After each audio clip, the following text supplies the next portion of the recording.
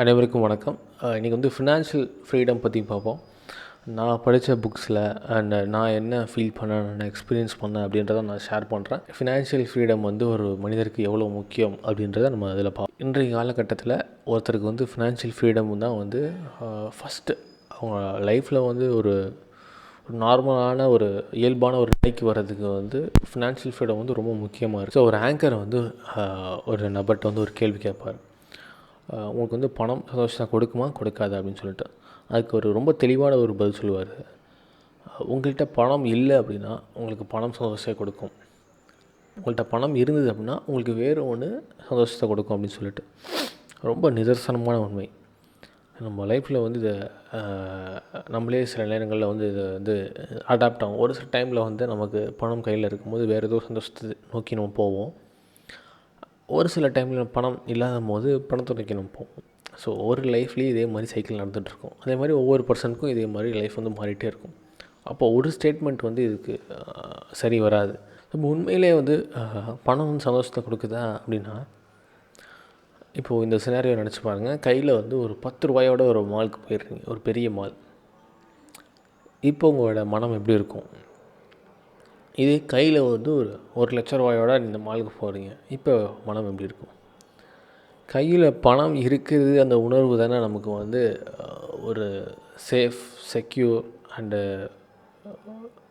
ஒரு மனநிலை, ஒரு இயல்பான மனநிலை வந்து கொண்டு வருது இல்லையா? அப்போது இந்த பணம் வந்து இருக்கிறது நிச்சயமாக மனநிலையை மாற்றுது.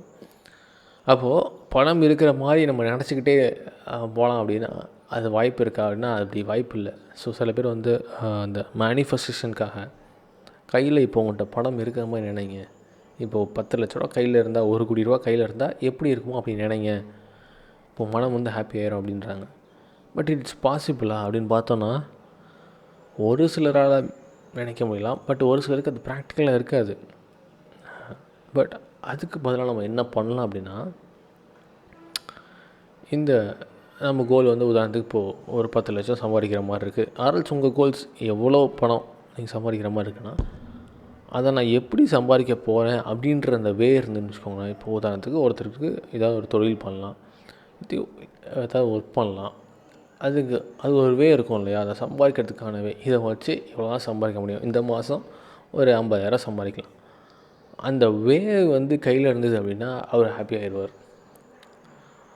இப்போது ஒரு தொழில் நடக்கிற இடத்துக்கு போனீங்கன்னா, இந்த தொழில் வந்து இன்றைக்கி சரியாக போச்சுன்னா அவர் ஹாப்பியாக இருப்பார்.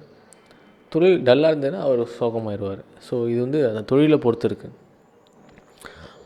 தொழில் நல்லா பண்ணும்போது நல்ல வருமானம் வந்துடுது, தொழில் குறைவாக பண்ணும்போது அந்த வருமானம் வந்து அங்கே பாதிக்கப்படுது. அப்போ அங்கே முக்கியமான விஷயம் என்னென்னா, அந்த ரூட்டாக இருக்குது அங்கே தொழில் தான். வருமானம் செகண்டரி ஆகுறது. அப்போ எல்லாருமே வந்து அவங்க நினச்ச விஷயத்தை அடையிறதுக்கு அந்த இடைப்பட்ட கேப் இருக்குது இல்லையா? அந்த நினச்ச ஃபினான்ஷியல் ஃப்ரீடம் அடையிறதுக்கு இடைப்பட்ட கேப்பில் இருக்கிறது வந்து அவங்க என்ன செய்ய போகிறாங்க அப்படின்ற ஒரு விஷயந்தான். அதில் நம்ம கான்சன்ட்ரேட் பண்ணிட்டோம் அப்படின்னா இந்த ஃபினான்ஷியல் ஃப்ரீடம் தானாக பின்னாடி வந்துடும் அப்படின்றது தான் என்னோடய ஒரு பார்வை. ஸோ இங்கே லேக்கிங் மெட்டீரியல் என்னென்னா, நம்ம என்ன செய்ய போகிறோம் அண்ட் எந்த துறையில் நம்ம செய்ய போகிறோம், நமக்கு அது பிடிச்சிருக்கா, இந்த மாதிரியான விஷயங்கள் மட்டும்தான் வந்து அங்கே லேக் ஆகுது. ஸோ இன்ஸ்டெட் ஆஃப் நம்ம வந்து ஃபினான்ஷியல் ஃப்ரீடம் அப்படி அடையிறதுக்கு நம்ம கான்சன்ட்ரேட் பண்ணுறத விட இந்த மூணுத்தையும் நம்ம பண்ணோம் அப்படின்னா அது ஈஸியாக அச்சீவ் ஆயிரும். ஸோ இதுக்கு தேவை நீங்கள் பண்ண வேண்டியது என்னென்னா, ஒரு நாள் முழுமையாக உங்களுக்காக ஒதுக்குங்க. ஸோ கம்ப்ளீட் சாலிட்யூடில் இருங்க. இந்த ஃபோன், சோஷியல் மீடியா இதெல்லாம் வந்து தவிர்த்துருங்க, சரிங்களா? ரொம்ப மோஸ்ட்டாக அமைதியான ஒரு நிலைக்கு, மனநிலைக்கு போங்க. நீங்கள் கேட்க வேண்டிய 2 கேள்வி என்னென்னா, உங்களுக்கு பிடிச்ச விஷயம் இந்த சமூகத்துக்கு தேவையாக இருக்கா அப்படின்றது ஒன்று. 2வது, அதை செய்யும் போது உங்களுக்கு வருமானம் கிடைக்குதா அப்படின்றது ஒன்று. இந்த 2 தான் நீங்கள் கேட்க வேண்டிய கேள்வி. இதுக்கு உங்களுக்கு ஒரு ப்ராப்பரான ஆன்சர்ஸ் கிடச்சிச்சு அப்படின்னா நீங்கள் அதை விஷயத்தை செய்ய ஆரம்பிக்கலாம். இதில் நீங்கள் கான்சன்ட்ரேட் பண்ணும்போது உங்களுக்கு ஃபினான்ஷியல் ஃப்ரீடம் தானாக வந்துடும். இது நல்லா கவனித்து பார்த்தீங்கன்னா, இக்கிகாயை விட அந்த 4 ஆஸ்பெக்ட் இருக்கும். அதை நான் சுருக்கி ஒரு 2 கேள்வியாக கொடுத்தேன். ஓகே, இப்போது நீங்கள் கண்டுபிடிச்சிட்டிங்க. இது எப்படி நீங்கள் இம்ப்ளிமெண்ட் பண்ணுறதுன்னா, கைசன் அப்படின்ற ஒரு மெத்தட் இருக்குது. ஸோ அதன் மூலியமாக நீங்கள் இம்ப்ளிமெண்ட் பண்ணுங்கள். ஸோ கைசன் பற்றி தெரியலனா ஆல்ரெடி நம்ம வீடியோ பண்ணியிருக்கோம், நீங்கள் போய் பாருங்கள். கைசன் பிரின்சிபலை யூஸ் பண்ணி நீங்கள் நினச்ச விஷயத்தை இம்ப்ளிமெண்ட் பண்ணுங்கள். இதுதான் வந்து ரொம்ப சிம்பிளான விஷயந்தான். ஆனால் என்ன இங்கே பிரச்சனை இருக்குன்னா, நீங்கள் இதை சொல்லிட்டீங்க, இதை நீங்கள் மக்களுக்குனா சொல்லி பாருங்கள். அவங்க என்ன சொல்லுவாங்கன்னா, அது ஒரு நாள் கிடைக்கலங்க அப்படின்வாங்க. உங்கள் வாழ்க்கையே மாற்ற போகிற இத்தனை நாள் வந்து உங்கள் வாழ்க்கையில் கஷ்டப்பட்டுருக்காங்க. உங்கள் வாழ்க்கையை சேஞ்ச் ஆகிற போகிற ஒரு டேவை வந்து டிசைட் பண்ணுறதுக்கு அவங்களுக்கு ஒரு நாள் கிடைக்காது. ஸோ இது கம்ப்ளீட்லி நம்மளோட இக்னோரன்ஸ்லாம் நடக்கிறது, நம்மளோட அறியாமையினால் இது நடக்கிறது. இந்த ஒரு நாளில் நீங்கள் டெடிகேட் பண்ணி நீங்கள் கண்டுபிடிச்சிட்டிங்க அப்படின்னா ரெஸ்ட் ஆஃப் த லைஃப் நீங்கள் வந்து உங்கள் அந்த மொமெண்ட்லேருந்து உங்களோட ஆட்டிடியூட் எல்லாமே மாற ஆரம்பிக்கும். ஏன்னா நீங்கள் என்ன பண்ண போகிறீங்க அப்படின்னு தெரிஞ்சிருச்சு. ஸோ எதனால் உங்களுக்கு அமைதி கிடைக்கும், எதனால் உங்களுக்கு வருமானம் கிடைக்கும், இதெல்லாம் உங்களுக்கு பிடிச்சிருக்கு அப்படின்னு தெரிஞ்சிச்சு அப்படின்னா கம்ப்ளீட்லி நீங்கள் ஒரு நியூ பர்சனாக சேஞ்ச் ஆகிடுவீங்க. ஸோ இதெல்லாம் வந்து எனக்கு சாத்தியமா, இதெல்லாம் வந்து எனக்கு நடக்குமா, நான் எனக்கு பிடிச்சதை செய்ய முடியுமா அப்படின்னு சில பேர் நினைப்பாங்க. அண்டு நிச்சயமாக சொல்கிறாங்க, கண்டிப்பாக சாத்தியம். ஏன்னா நீங்கள் நினச்சி பாருங்களேன், உங்களுக்கு பிடிக்காத ஒர்க்கே நீங்கள் எத்தனை நாள் செஞ்சுட்டீங்க, அதை பழகிட்டீங்க. அது செய்கிறதுக்கு தான் அதிகமான மனதைரியம் வேணும். இது செய்கிறதுக்கு அவ்வளோ பெருசாக தேவையில்லை. ஏன்னா நீங்கள் வந்து உங்களுக்கு பிடிச்சதை செய்ய போகிறீங்க. ஸோ அதனால் அதை விட இதில் உங்களுக்கு நிறைய ஹாப்பினஸ் இருக்கும், நிறைய ஃப்ரீ டைம் இருக்கும், நிறைய நீங்கள் வந்து உங்களை கஷ்டப்படுத்திக்க தேவையில்லை, கஷ்டப்படாமல் செய்ய முடியும்.